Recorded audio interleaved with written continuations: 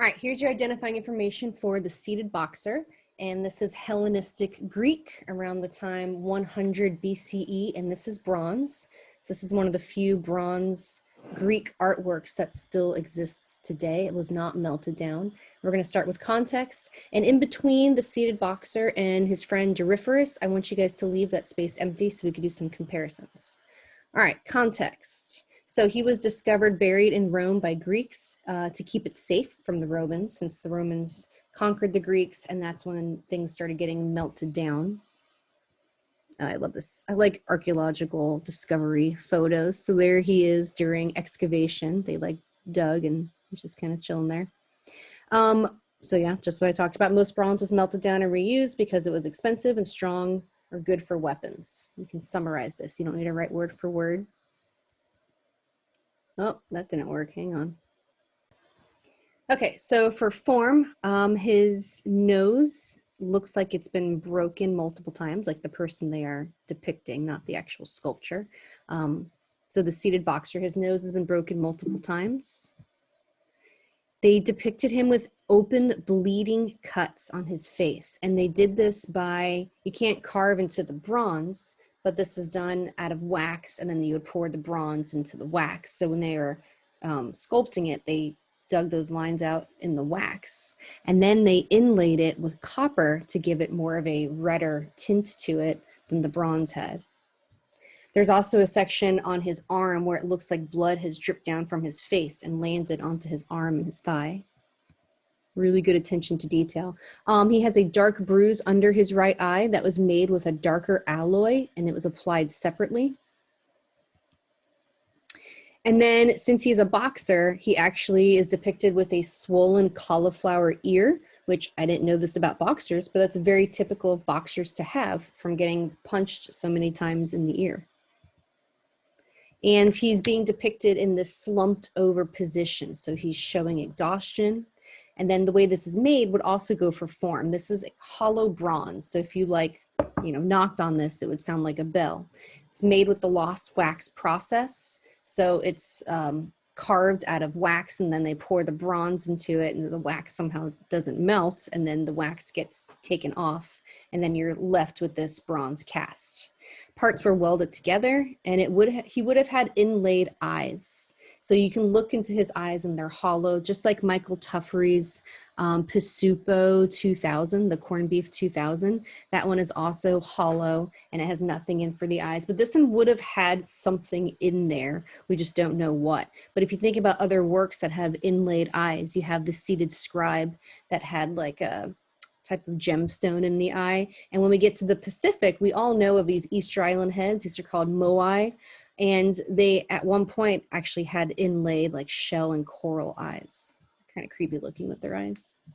All right, content. What are we depicting? So this depicts a defeated boxer who is showing pathos. So remember our Doryphorus sculpture on the left that Polykleitos made is depicting this Greek thought of Kaligathia that is like the more inner virtue, inner beauty is reflected on the outer beauty on the outside. Pathos is about evoking a feeling of pity, and it's moving beyond the heroic. There's more to just showing heroism. So this is depicting physical and emotional suffering. And it's continuing a tradition of depicting athletes, right? Because Doryphorus is a spear bearer, like the guy that would be throwing the javelin at the Olympics. So it's continuing this tradition of depicting athletes, but breaking from tradition and actually showing the realities of the athletes' lives. All right, so we're gonna take a break and look at a Khan Academy video for just a second. All right, so we're gonna hear them. This is Beth and Steve. They make these videos for Khan Academy, and we're gonna hear them talking about this breakaway from tradition, how we're continuing tradition depicting an athlete and the human form, but now we're breaking away from this tradition of heroic.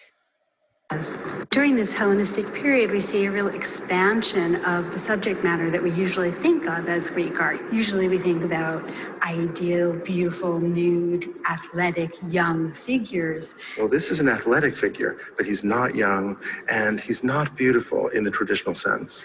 When I look at him, I find parts of him beautiful, but his face is certainly not.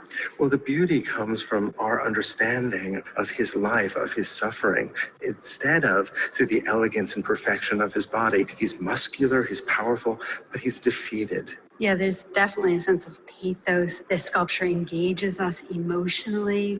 The artist has been careful to make sure that we feel sympathy. He's inlaid copper into parts of his face where he's defined wounds so that the copper functions almost like as a more red color against the bronze, and we can see him bleeding. Boxing in ancient Greece focused mainly on blows to the head, to the face, and that's why his body looks still so very beautiful and perfect. And when I said before, I still find him ideally beautiful, I was thinking about the incredible muscles in his torso. He's still really thin and athletic, but the face is such a contrast, and also his hands all wrapped in leather. The face and the hands ground him in a kind of reality of a moment. Well, that's especially true with his posture. You can see that he's not simply seated. His torso is collapsing. His head is down. He's looking up, but you can feel the exhaustion.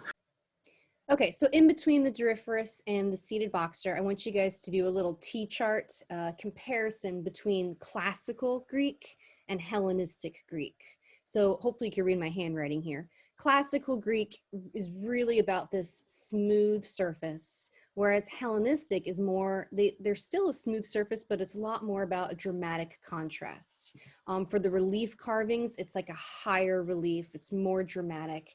And then there's even a more dramatic contrast in this being a seated figure, right? It's more, there's more shadows being cast because it's more of a sculpture in the round versus the standing figure.